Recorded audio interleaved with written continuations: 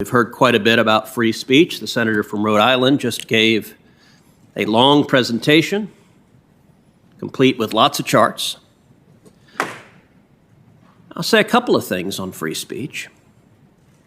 First of all, our Democratic colleagues, when they address the issue of so-called dark money and campaign finance contributions, are often deeply, deeply hypocritical and don't address the actual facts that exist. Here are some facts.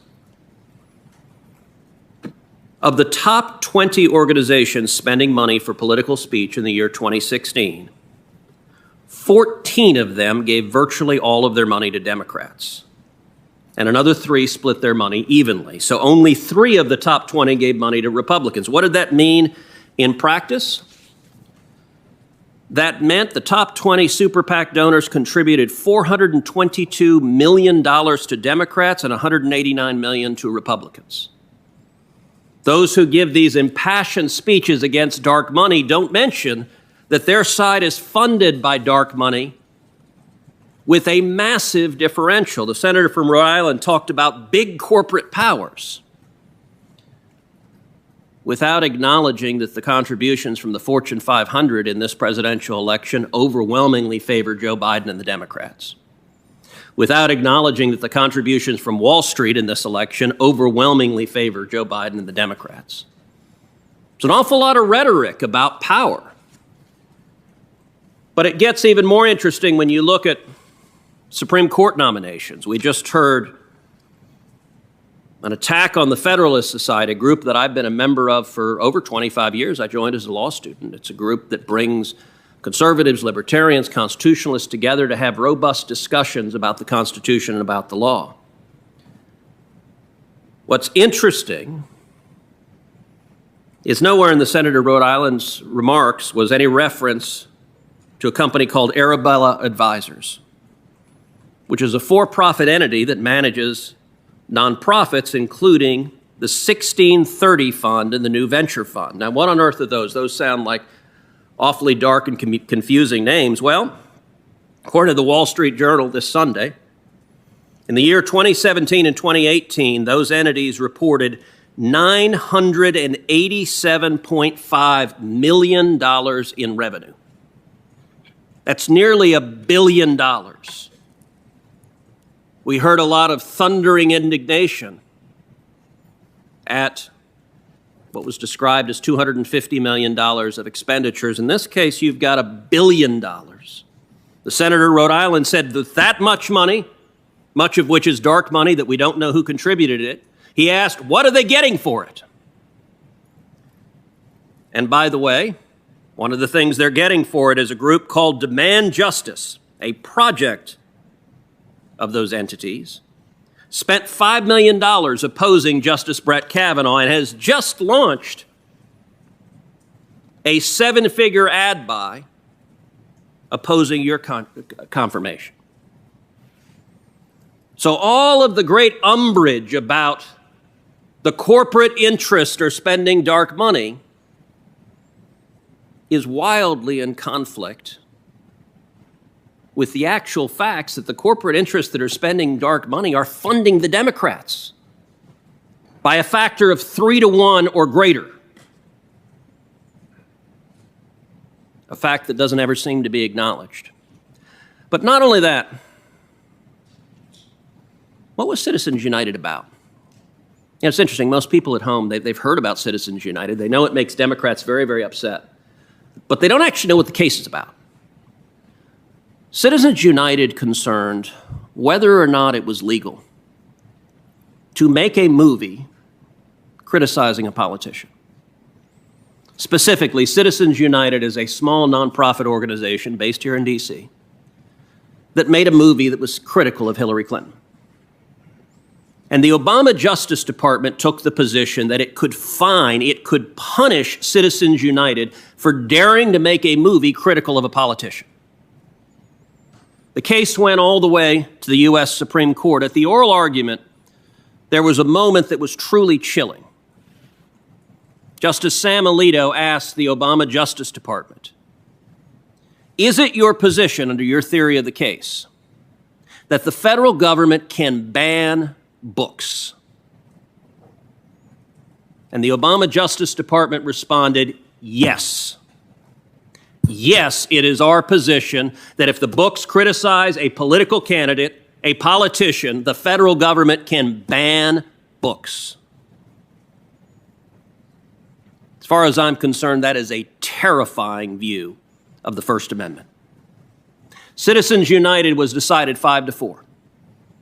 By a narrow 5-4 majority, the Supreme Court concluded the First Amendment did not allow the federal government to punish you for making a movie critical of a politician.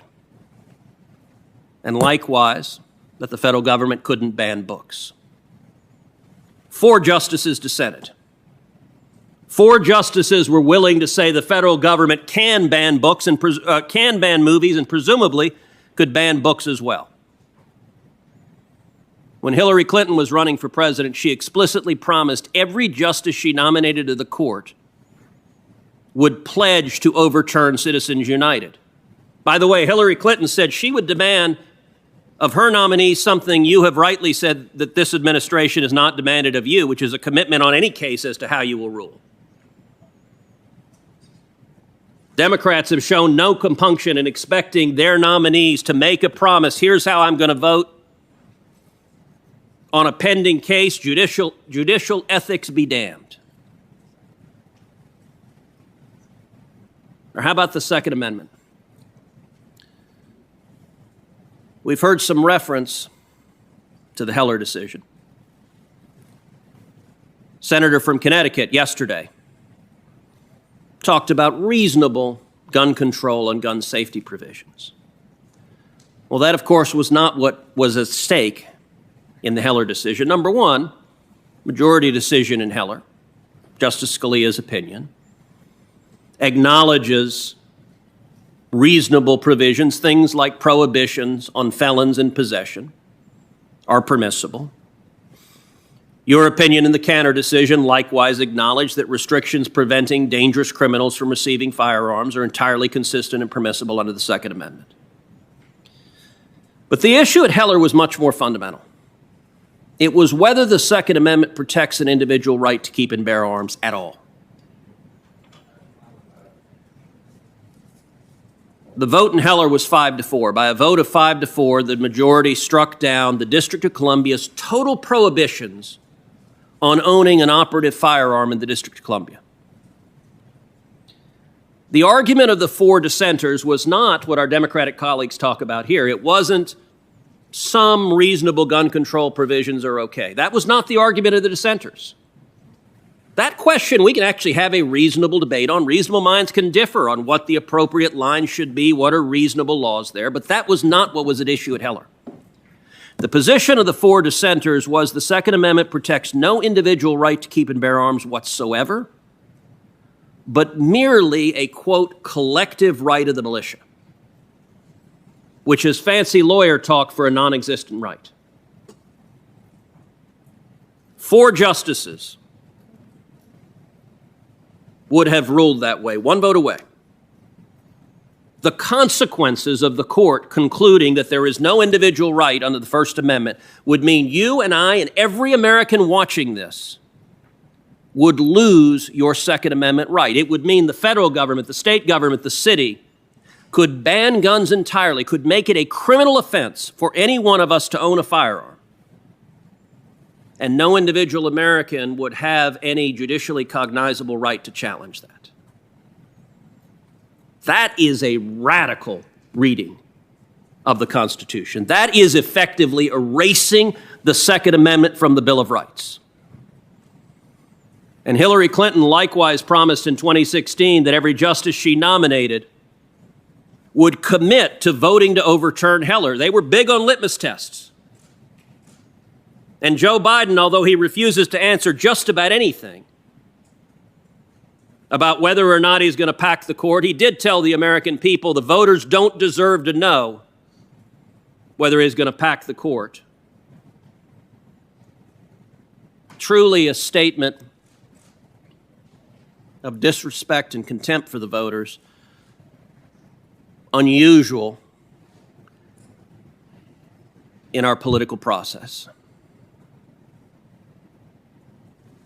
One vote away from the Second Amendment being erased from the Bill of Rights. None of our Democratic colleagues admit that that is their agenda, and yet those are the justices that Democratic presidential nominees are promising they will appoint. Justices who will take away your right to criticize politicians, justices who will allow censorship, justices who will allow movies and books to be banned, justices who will erase the Second Amendment from the Bill of Rights. And how about religious liberty? Religious liberty is an issue near and dear to a great many of us. The right of every American to live according to your faith, according to your conscience, whatever that faith may be. Religious liberty is fundamentally about diversity. It's about respecting diversity, that whatever your faith tradition might be, the government is not going to trample on it. Religious liberty cases over and over again have been decided 5-4. The case of Van Orden versus Perry, a case I litigated, dealt with the Ten Commandments monument that stands on the state capitol grounds. It's been there since 1961 in Texas. An individual plaintiff, an atheist, a homeless man, filed a lawsuit seeking to tear down the Ten Commandments. The case went all the way to the U.S. Supreme Court. It was decided 5-4. 4 justices were willing to say, in effect, send in the bulldozers and tear down that monument because you can't gaze on the image of the Ten Commandments on public land. Another case, the Mojave Desert Veterans Memorial. This is a memorial erected to the men and women who gave their lives in World War I. It's a lone white Latin cross, simple and bare in the middle of the desert. I've been there on Sunrise Rock where it stands. The ACLU filed a lawsuit saying you cannot gaze on the image of a cross on public land, and the ACLU won in the district court. They won in the Ninth Circuit Court of Appeals. The federal courts ordered that Veterans Memorial to be covered up with a burlap sack with a chain on the bottom, and then a plywood box. When the case went to the U.S. Supreme Court, I represented 3 million veterans pro bono for free, defending that Veterans Memorial. We won 5-4, and there were 4 justices prepared to say, tear down the Veterans Memorial, and under the reasoning that they put forth, they were not far away from saying, bring out the chisels and remove the crosses and the stars of David on the tombstones of the men and women that gave their lives at Arlington Cemetery defending this nation. That is a radical view, and we're 1 vote away. That is utterly contrary to the text of the First Amendment, to the understanding of the First Amendment. When we argued the Ten Commandments case in the U.S. Supreme Court, there was more than a little bit of irony.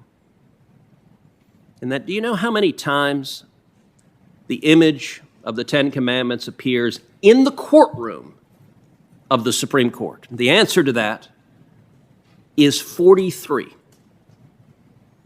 There are 2 images of the Ten Commandments carved on the wooden doors. As you walk out of the courtroom, you will soon be sitting looking at them. There are 40 images of the Ten Commandments on the bronze gates on both sides of the courtroom. And then, Judge Barrett, when you're sitting at the bench, above your left shoulder will be a frieze you know well, a frieze carved into the wall of great lawgivers, one of whom is Moses. He is standing there holding the Ten Commandments, the text of which is legible in Hebrew, as he looks down upon the justices, and 4 justices were willing to say, in effect, bring out the sandblasters, because we must remove God from the public square. That is a profound threat to our religious liberty, and I would note that it doesn't just extend to public acknowledgments. It also extends to religious liberty. The Little Sisters of the Poor are a Catholic convent of nuns who take oaths of poverty, who devote their lives to caring for the sick, caring for the needy, caring for the elderly. And the Obama administration litigated against the Little Sisters of the Poor, seeking to fine them in order to force them to pay for abortion-inducing drugs, among others. It's truly a stunning situation when you have the federal government litigating against nuns. The Supreme Court decided the Hobby Lobby case, another case routinely denounced by Senate Democrats. The Hobby Lobby case concluded that the federal government could not permissibly force a Christian business to violate their faith. It reflected the religious liberty traditions of our country, that you can live according to your faith without the government trampling on it. You know what this body did, I'm sorry to say? Senate Democrats introduced legislation to gut the Religious Freedom Restoration Act. Religious Freedom Restoration Act, when it passed this body, passed with an overwhelming bipartisan majority. Senate Democrats, including Chuck Schumer and Joe Biden and Ted Kennedy, all voted for the Religious Freedom Restoration Act. Democratic President Bill Clinton signed the Religious Freedom Restoration Act. And yet, in the wake of the Hobby Lobby decision, this body voted on legislation to just gut the protections for religious liberty. And I'm sorry to say, every single Senate Democrat voted to do so. Not a single one, zero, would defend religious liberty. Joe Biden has already pledged, if he's elected, he plans to initiate again the attack on the Little Sisters of the Poor. You know, it's interesting, folks in the press like to talk about Pope Francis. And on some issues, Pope Francis has been vocal when it comes to the environment, when it comes to issues concerning immigration. The Pope has been vocal on issues that our Democratic colleagues like and agree with. The press is happy to amplify those views.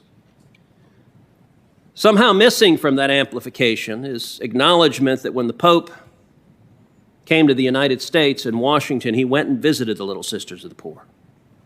Here in D.C., he went to their home here in D.C., and the Vatican explained he did so because he wanted to highlight their cause. That the federal government shouldn't be persecuting nuns for living according to their faith. That's what's at stake in these nominations. And you won't hear any of that from the Senate Democrats on this committee. That's why their base is so angry at your nomination, Judge Barrett, because they don't believe you are going to join the radical efforts to erase those fundamental rights from the Bill of Rights. I believe that issue, preserving the Constitution, preserving the Bill of Rights, our fundamental liberties, I believe is the most important issue facing the country in the November elections. And I think for those of us who value those rights, we should take solace in the fact that not a single Democrat is willing even to acknowledge the radical sweep of their agenda, much less defend it. They know it's wildly unpopular, and look, right at the heart of this is a decision many Democrats have made to abandon democracy. You see, most policies like Obamacare, policies like health care, most policies under our constitutional system are meant to be decided by democratically elected legislatures. Why? So they can be accountable to the people. So if the voters disagree, they can throw the bums out. But too many Democrats have decided today that democracy is too complicated. It's too hard to actually convince your fellow Americans of the merits of your position. It's much easier just to give it to the courts.